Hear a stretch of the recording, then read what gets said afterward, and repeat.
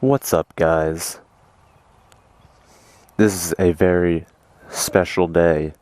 It's been raining these past couple of days, and finally it stopped, and now it's actually a really, really beautiful day. So I thought that today would be a good day for me to come out to this nice sports park and review my bike.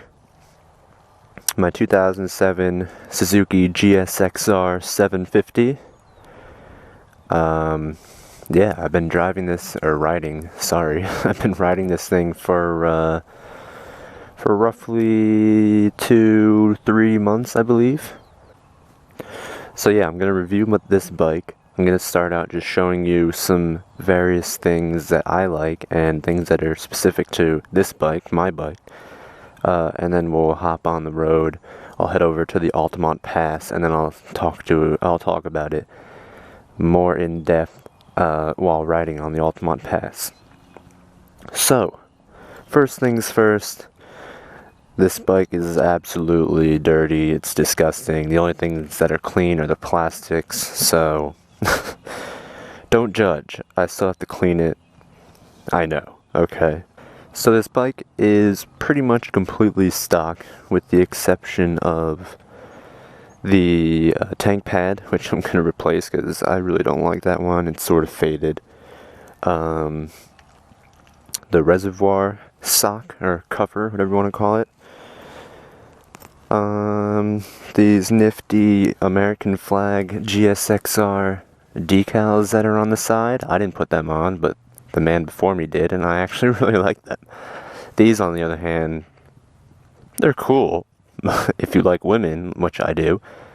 I'm not sure if I want a naked woman with a California flag on my bike, but they're still on there for now. Maybe I'll take them off, maybe not. And of course, this full Two Brothers Racing exhaust. The clear coat on this is peeling. I sort of want to remove that entire emblem altogether, but I'm not entirely sure how, so I still have to look that up. There's also some spools that I have, but they're not on right now because they're disgusting and I'm getting new ones.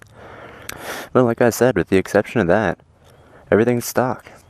Now, compared to other exhausts that I've experienced and other bikes that I've seen, that exhaust is freaking loud, and that's the same exhaust that I had on my last bike, my 2007 R6. So I highly recommend it. I know a lot of people don't like the Two Brothers Racing exhaust, but I don't mind it. Now, as we sit down on the seat of the bike, there's the disgusting tank pad I want to take off and replace. But obviously you got your standard ignition switch here, you got the kill switch over here, the push to start button, hold to start. And then there's these cool little features that Suzuki does. You got the four-way flashers, which I haven't had to use them yet. But if I was on the side of the road, for whatever reason, I can definitely see how that would be nice to have. And, ouch. I can definitely see how that would be nice to have. Instead of just going like this constantly, trying to get both lights to come on. Anything to help people to see you, why not? I appreciate what they've done with that. You got the horn, of course, the signals, like I just hit them, the brights, and then this yellow little trigger up here, it says pass underneath it. The way the dealer described it to me when I bought this bike was, he said it's the get the fuck out of my way light. Because if you have your regular lights on, not the brights, but if you have your regular lights on and you start hitting that, your bright light will begin to turn on and off when you press the button, signaling that you want to pass somebody, I guess. I haven't used it yet.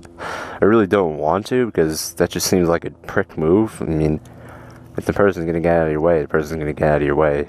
You flashing your brights at them, really, I mean, who does that anymore? Flashes their brights. Do you really have to go that fast? Really? Just get in the left lane. you'll be fine. But it's there if you need it, I guess. I mean, at least that's one other thing that other bikes don't have. Not all other bikes, but most other bikes. And then you got the tach and the digital speedometer with the digital odometer. My blinker's on. You got your left blinker. You got your right blinker, which is a nice place to have them so that you don't really have to look down too much to see if your blinker is still on or not. You got this adjustment button up there just for setting certain things. You got your neutral light, your gas light, and then you got your high beams light. If your high beams are on, I don't know if you can see that. Then you got select button down here for, once again, when you're adjusting stuff. Over here is the gear indicator. And then right down below that is a little lightning bolt symbol with a circle. That pretty much just means that I have lights on, and not like your running lights or anything like that. That means that when I hit 13,000 RPMs, I have it set to, this shift indicator light will come on, and it'll start blinking, telling me to start to fucking shift before you blow the engine up. And if you actually look at one of my previous videos, I took this bike all the way up to like 15,000 RPMs and no light ever came on. So I thought that was weird, and after looking into it, that light wasn't on. This little lightning bolt wasn't showing, and pretty much the bike wasn't in its light mode, whatever it's called, where it actually where it flashes the shift indicator light. So that's on now, and eventually I will take it up to 13,000 RPMs, make sure it works. So off to the right, we have this red light, which pretty much means you fucked up and you did something wrong, and now your bike is broken. But honestly, that's not a good light to have on. The only reason it's on right now is because the bike's off and it's just displaying lights.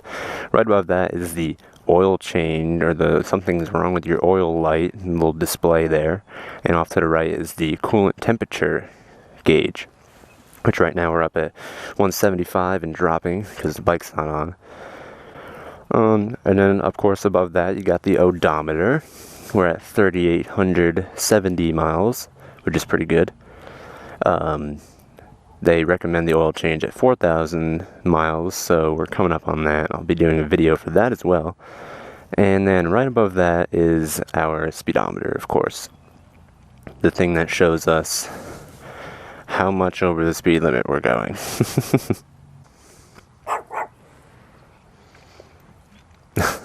Little prick.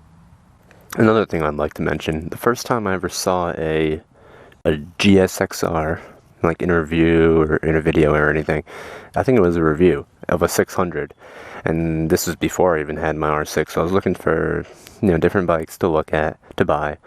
And one of the things he was like is, he doesn't like this giant, he called it an alien light on the front of the bike. I don't mind the giant alien light on the front of this bike. And then of course the two turn signals on the mirrors. Once again, I have absolutely no problem with them. Anything to keep it safer. And who knows, maybe eventually I will remove them. I did have plans to remove my my side view mirrors on my R6, but unfortunately I didn't have it long enough to actually engage in that. Then other than that, the bike is just like pretty much every other sport bike. The only difference is it's a little bit different when you're actually riding it. And right now I think that's where I'm going to end this look around of my bike. And I'll see you guys on the Altamont Pass Road so I can talk specifics about this engine, this engine size and how it feels. Alright, see you in a second.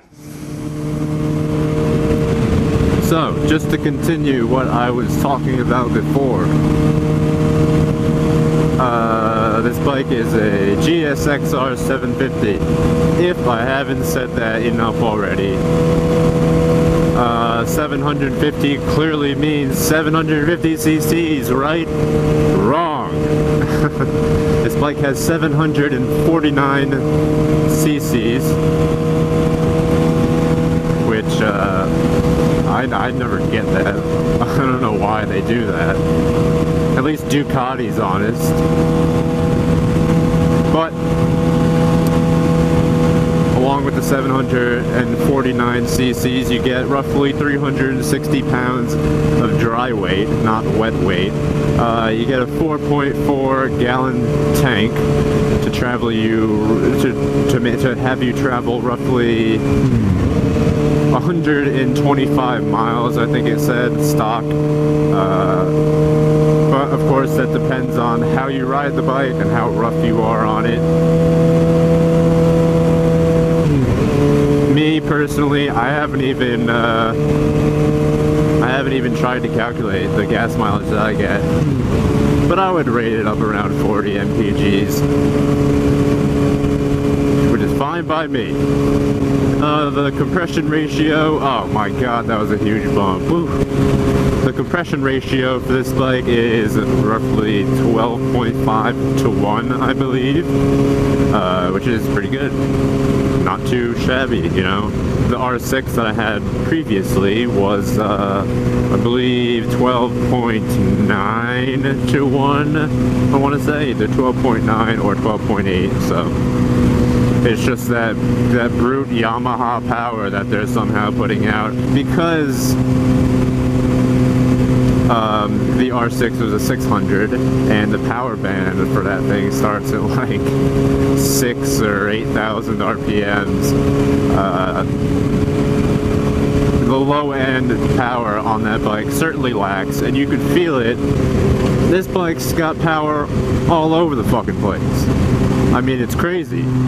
I've taken this thing up into the mountains, and I was in third gear, down at around 2,000 RPMs, I believe, and it was fine. I mean, of course it still bogs, obviously, you know, having any engine down in too low of an RPM will bog it, but the power that I had coming out of that turn was, you know, great. I mean, honestly, it was really good. Surprising, even. And that's really good if you're a commuter and you're mostly commuting. It's great to have low-end power and mid-range power, because that's where you mostly are. You know, I take the interstate a lot, and I'm sitting up at 6,000 RPMs in 6th gear, doing roughly 80 miles an hour. I just said I took this bike up to the mountains. That day, I took it on a 5-hour trip.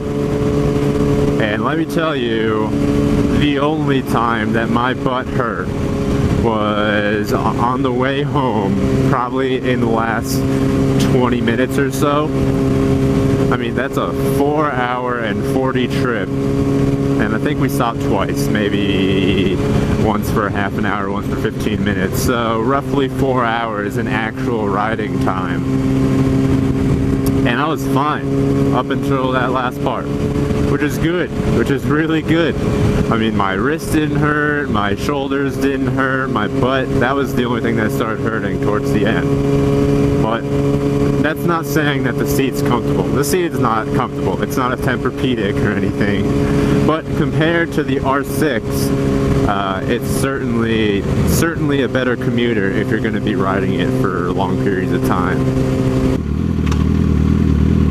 You know what? I'm gonna go right just because I fucking hate these people.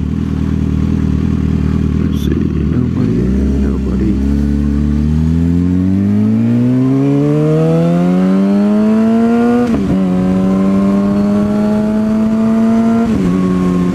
Oh, I thought that was a cop sitting right there. Before, I've said this before, but I'll say it again. Before I did buy my R6, I was looking for a 750, and I don't know why I did. I mean, I guess just to have the bike that's bigger than the 600s and be that sort of odd man out, you know, not have a leader bike and get killed with insurance, but just to have something bigger than a 600. But I ended up not getting it because I found the R6, which I love the way the R6 looks. But like I said before, I love the way this bike looks as well. In fact, I kind of like it a little bit better. Just a little bit. It's a little more aerodynamic. But that being said, this bike has lived up to all of my expectations so far since I've owned it. I mean, it's everything that I thought it would be back then, and it's an amazing bike. So if I were to sum up pretty much what I've been saying, this bike is pretty spectacular. Everything you could ever hope to get out of a bike is here.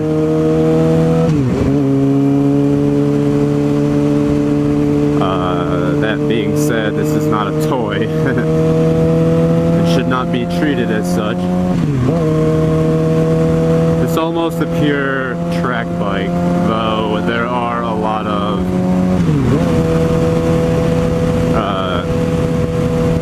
commuting characteristics to the bike, which I love. But seriously, if you're thinking about buying this bike, do it.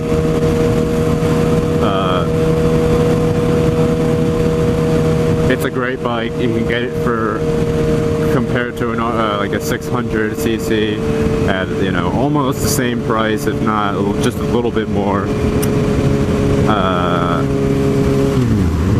You won't be disappointed, I promise. As I do a lot in my videos, I'm gonna stop this vlog slash review slash whatever at an intersection. So I hope you guys enjoyed. I took my entire day to film all this stuff.